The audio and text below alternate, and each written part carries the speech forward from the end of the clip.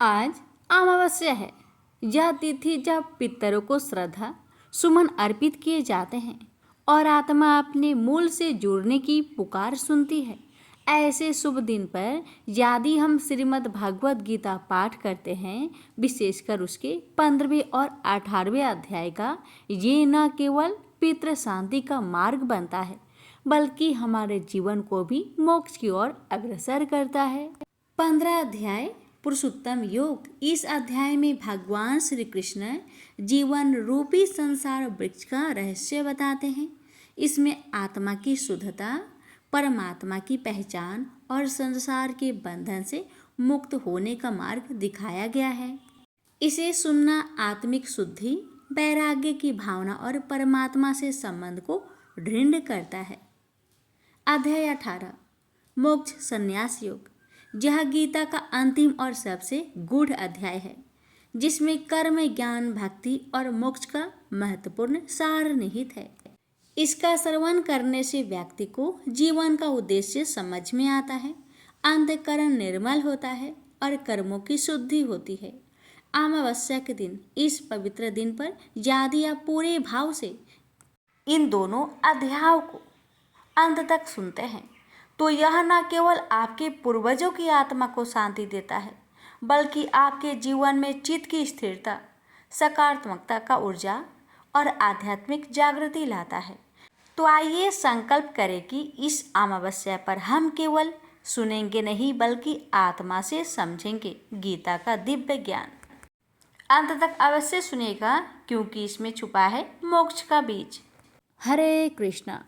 भगवान बोले, हे लक्ष्मी, संसार अश्वत्थ पीपल के समान है, जिसकी पुरुष रूप जड़ ऊपर है, चराचर शाखा नीचे है, वेद इसके पत्ते हैं। जो यह जानता है वही वेद का ज्ञाता है। इसकी शाखा ऊपर नीचे फैली हुई है। सत्य, रज, तम और गुण इसकी रज वाहिनी नसें हैं, जिनसे इनका पालन होता है। शब्द रूप इनकी डालियां हैं। वह पीछे कर्म रूप में प्रकट होने वाली इसकी जड़ नीचे मनुष्य लोक में और भी नीचे तक चली गई है। और अश्वत्थ का यह रूप इसका आदि अंत और आकार संसारी प्राणी के ध्यान में नहीं आता, तथापि इसकी जड़ गहरी है। ऐसे इस पीपल का वैराग्य रूप ढींढ शास्त्र से काटकर वह स्थान ढूंढना चाहिए जहां फिर से लौटना नहीं पड़ता, और साथ ही यह विचारना चाहिए कि जिसमें वह पुरातन प्रवृत्ति उत्पन्न हुई है, मैं उसी आदि पुरुष की शरण हूँ। अहंकार और मोह रहित, संग दोष को जीतने वाले, आत्मज्ञान से निरत, सब कामनाओं से दूर, सुख दुख नामक दंड पदार्थों से युक्त ऐसे ज्ञानी पुरुष शाश्वत पद को पाते हैं। जैसे सूर्य, चंद्र या अग्नि प्रकाशित नहीं करते, वहां मेरा परम धाम है, वहां जाकर लौटना नहीं होता। मेरा सनातन अंश इस जीव लोक में जीव का रूप धरकर प्रकृति में स्थिर है। पांचों इंद्रियों और छठे मन को उससे छुड़ाता है, जैसे वायु पुष्प आदि की गंध को दूसरे स्थान में ले जाती है। इसी प्रकार यह देह स्वामी शरीर धारण करने के बाद जब उसका परित्याग करता है, तब इंद्रियों और मन को साथ ले जाता है। कान, आंख, चर्म, जीभ, नाक और मन का आश्चर्य लेकर वह विषयों का भोग करता है। एक देह से दूसरी देह को जाते अथवा एक ही देह में रहते समय अथवा इंद्रियों से मुक्त हो विषयों का उपभोग करते हुए इसको मूर्ख नहीं देख सकते, परंतु जिनके ज्ञान रूपी नेत्र है वह देखते हैं। यत्न करने से योगी जन इसे देखते हैं, परंतु अज्ञानी यत्न करने पर भी नहीं देख पाते। जो तेज सूर्य, चंद्र और अग्नि में वर्तमान है और जगत को प्रकाशित करता है, उसे मेरा ही तेज जानो। मैं पृथ्वी में प्रवेश कर अपने तेज से समस्त भूतों को धारण करता हूँ और इसमें भरा हुआ चंद्रमा बनकर मैं ही सब औषधियों का पोषण करता हूँ। मैं जठर अग्नि होकर सब प्राणियों की देह में प्रविष्ट हूँ और प्राण वायु अपान वायु से संयुक्त होकर चारों प्रकार भक्ष्य, भोज्य, चोष्य लेह से भोजन किए हुए प्राणियों के अन्न को पचाता हूँ। संसार में क्षर और अक्षर दो पुरुष है। जितने नाशवान प्राणी हैं वो क्षर कहलाते हैं और स्थिर चैतन्य को अक्षर कहते हैं। मैं अक्षर और क्षर में उत्कृष्ट हूँ। इसी कारण से लोक और वेद में जो पुरुषोत्तम के रूप को जानता है वह सब कुछ जानता है और सर्व भाव से मेरा ही स्मरण करता है।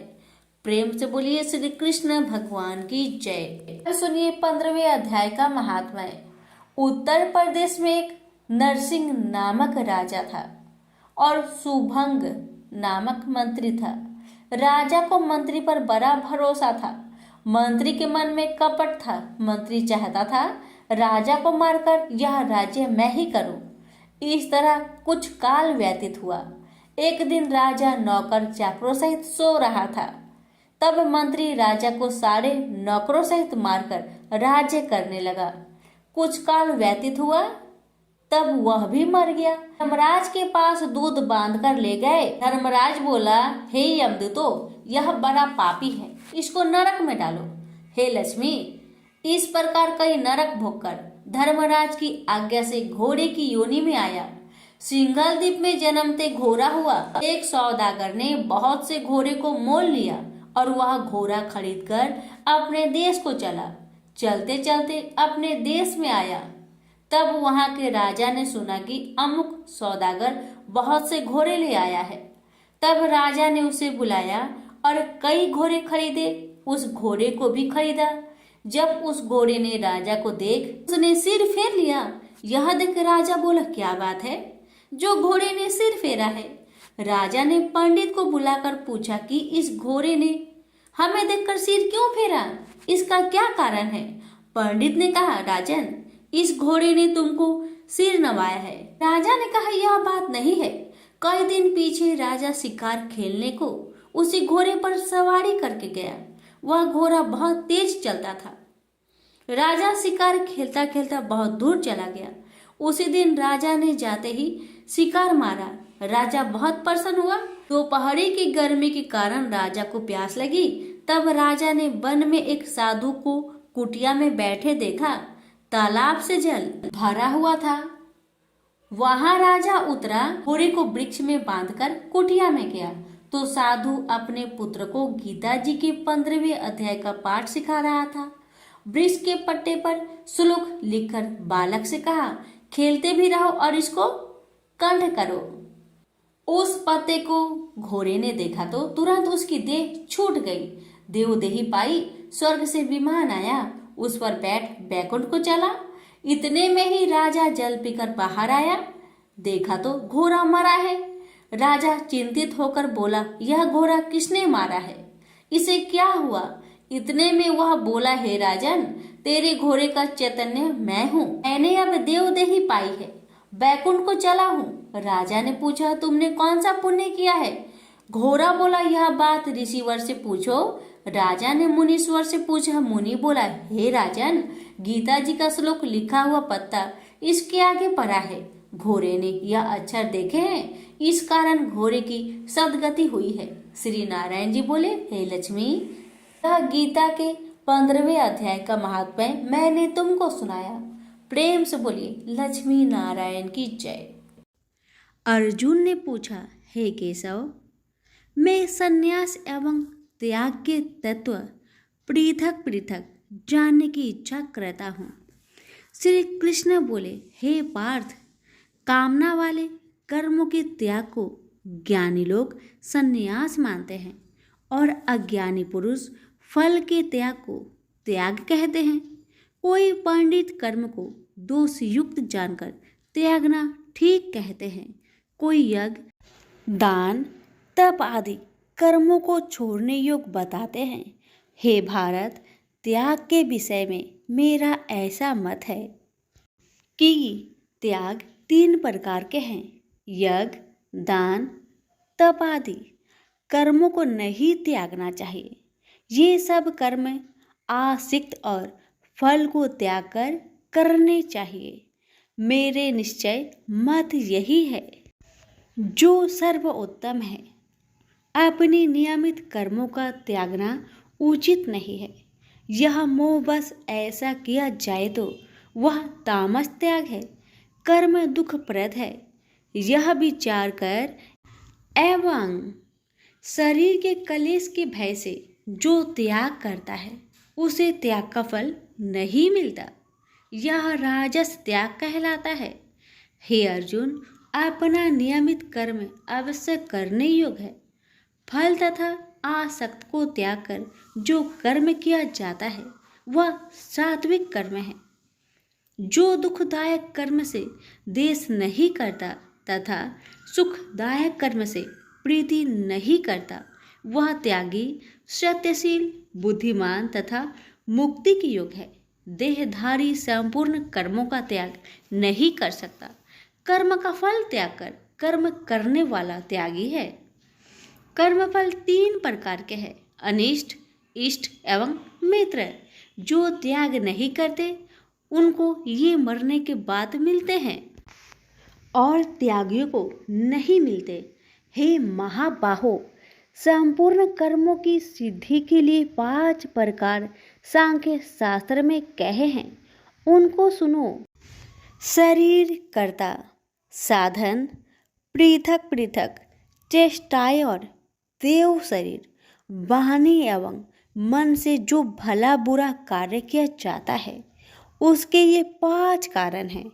वह दुर्मति कुछ नहीं जानता जिसको यह अहंकार नहीं है कि मैं करता हूँ, और जिसकी बुद्धि कर्मों में लिप्त नहीं है। वह मनुष्य प्राणियों को मारकर भी उनको नहीं मारता और उनमें नहीं बंधता। ज्ञान, गृह और ज्ञाता ये 3 ही कर्मों के प्रेरक है। कारण, कर्म और कर्ता ये 3 कर्म के साधन हैं।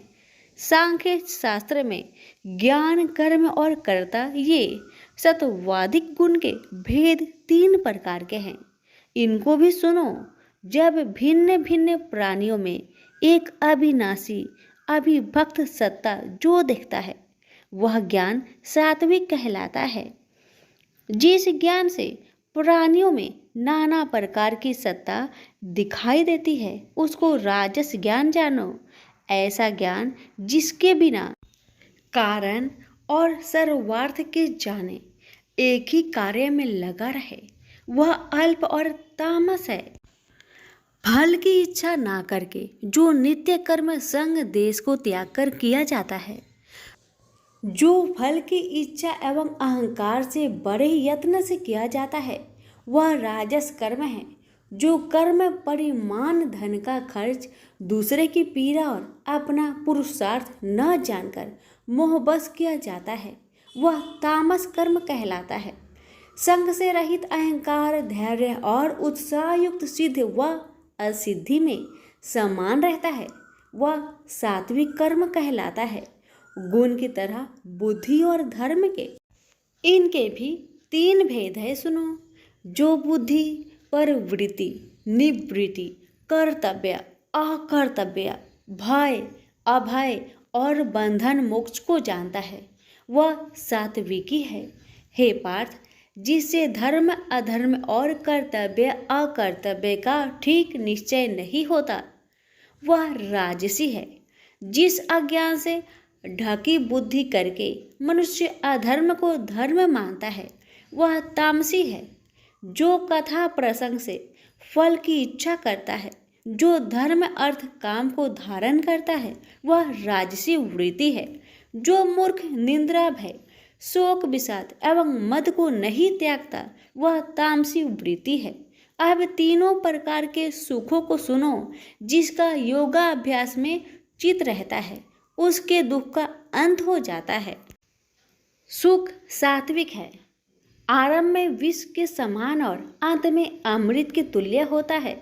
सुख आरंभ में अमृत तुल्य, अंत में विष के तुल्य विषयों और इंद्रियों के संयोग से होता है, उसे राजसी सुख कहते हैं।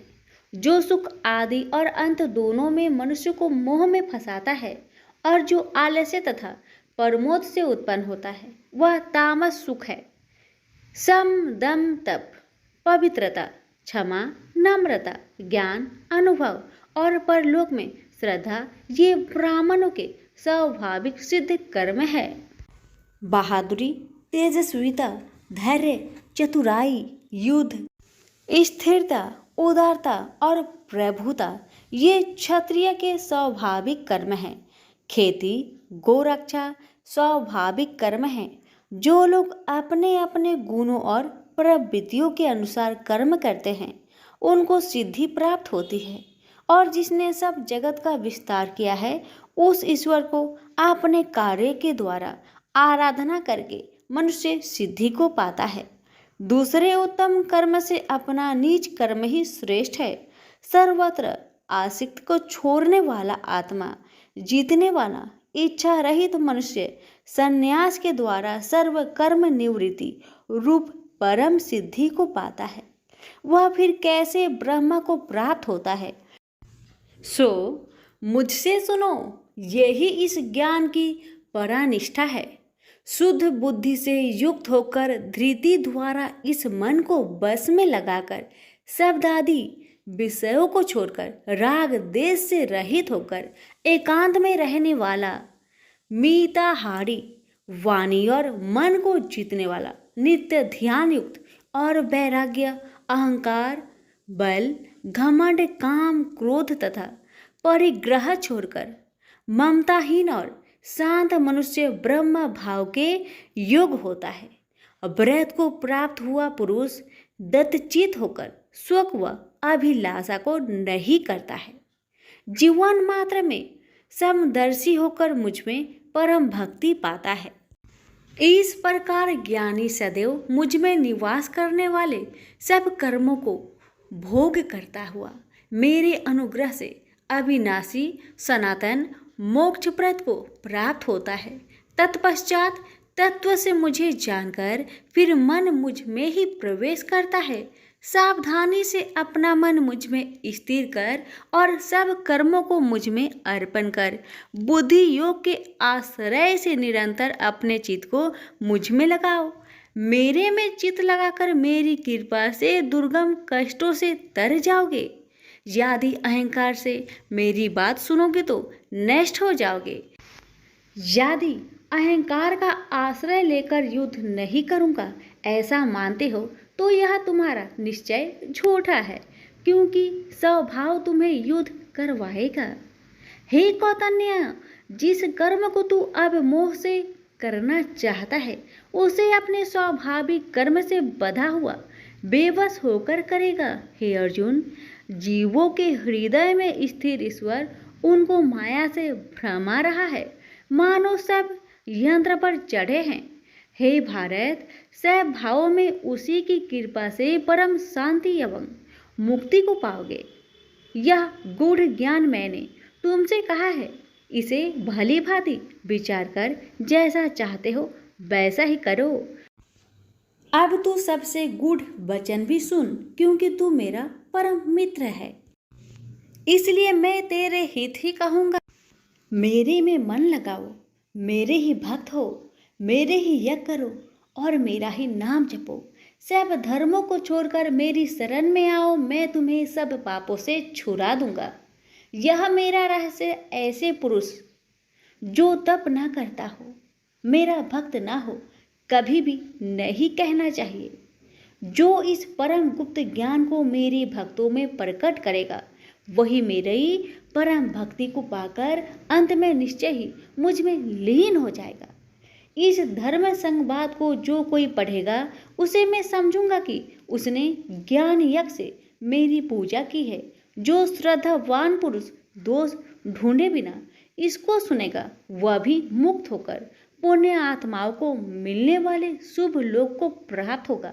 हे पार्थ, तुमने एकाचित्त से मेरे कहे हुए उपदेश को सुना या नहीं? हे धनंजय, तुम्हारा अज्ञान से उत्पन्न हुआ मोह नष्ट हुआ या नहीं? अर्जुन ने कहा, हे भगवान, आपकी कृपा से मेरा मोह नष्ट हो गया और स्मृति जागृत हुई है। अब मैं निसंदेह आपकी आज्ञा पर स्थिर हूँ और जैसा आपने कहा है मैं वैसा ही करूँगा। संजय बोले, हे धृतराष्ट्र, मैंने महात्मा वासुदेव और अर्जुन का यह प्रेरणा देने वाला अद्भुत संवाद सुनाया व्यास जी की कृपा से। साक्षात योगेश्वर श्री कृष्ण जी के मुख से इस परम गुहा संवाद को मैंने सुना। हे राजन, श्री कृष्ण और अर्जुन के इस अद्भुत पुण्य कारक संवाद को स्मरण करके मन बार बार प्रसन्न होता है। श्री कृष्ण भगवान के उस अद्भुत रूप को स्मरण करके मुझे बड़ा ही विस्मय होता है। हे राजन, मैं बारंबार प्रसन्न होता हूँ। मेरी ऐसा धारणा है कि जहाँ योगेश्वर भगवान श्री कृष्ण हैं और जहाँ पार्थ जैसा धनुर्धर है, वही राजलक्ष्मी, विजय, ऐश्वर्य और अटल नीति है। सभी प्रेम से बोलिए श्री कृष्ण भगवान की जय हो। सुनिए 18वें अध्याय का महात्म्य। श्री भगवान जी बोले, हे लक्ष्मी, अब 18वें अध्याय का महात्म्य सुन। जैसे सब नदियों में गंगा जी, गौ में कपिला, कामधेनु और ऋषियों में नारद श्रेष्ठ है, उसी तरह गीता जी के सब अध्यायों में 18वां अध्याय श्रेष्ठ है। एक समय सेमरु पर्वत पर देवलोक में इंद्र अपनी सभा लगाए बड़ी प्रसन्नता में बैठे थे। उर्वशी नृत्य कर रही थी। इतने में एक चतुर्भुज रूप जीव को पार्षद ले आए और इंद्र को वह बहुत अखरे। उस तेजस्वी को बैठा तो दिया, किंतु अपने गुरु बृहस्पति जी से कहा, हे गुरुदेव, आप त्रिकालदर्शी हो, देखो इसने ऐसा कौन सा पुण्य किया है जिससे यह इंद्र आसन का अधिकारी हुआ। मेरे जाने तो इसने तीर्थ व्रत या दान कोई नहीं किया, शिवालय व ठाकुर मंदिर नहीं बनवाया, तालाब नहीं खुदवाया। यह सब बातें बृहस्पति जी ने भगवान से कही। तब भगवान ने बृहस्पति जी से कहा कि इसके मन में तो भोगों की वासना थी, परंतु यह गीता जी के 18वें अध्याय का नित्य पाठ करता था। इससे जब इसने अपनी देह को त्यागी, तब मैंने आज्ञा करी, हे पार्षदों, तुम इसको पहले ले जाकर इंद्र लोक के सुख भोगवाओ। जब इसका मनोरथ पूर्ण हो जाए, तब मेरी सायुज्य मुक्ति को पहुंचा दो। सो तुम जाकर भोगों की सामग्री इकट्ठी कर दो। तब इंद्र आदि सब देवताओं ने आकर भोगों की सब वस्तु एकत्र कर दी और कहा, पहले तुम इंद्र लोक के सुखों को भोगो। बहुत काल तक इंद्रपुरी के सुख भोग कर फिर भगवान की कृपा से सामुज्य मुक्ति पाकर बैकुंठ का अधिकारी हुआ। श्री नारायण जी बोले कि हे लक्ष्मी, यह 18वें अध्याय का महात्मा है। गंगा, गीता, गायत्री कलयुग में यह तीनों मुक्ति की दाता है। प्रेम से बोलिए लक्ष्मी नारायण की जय।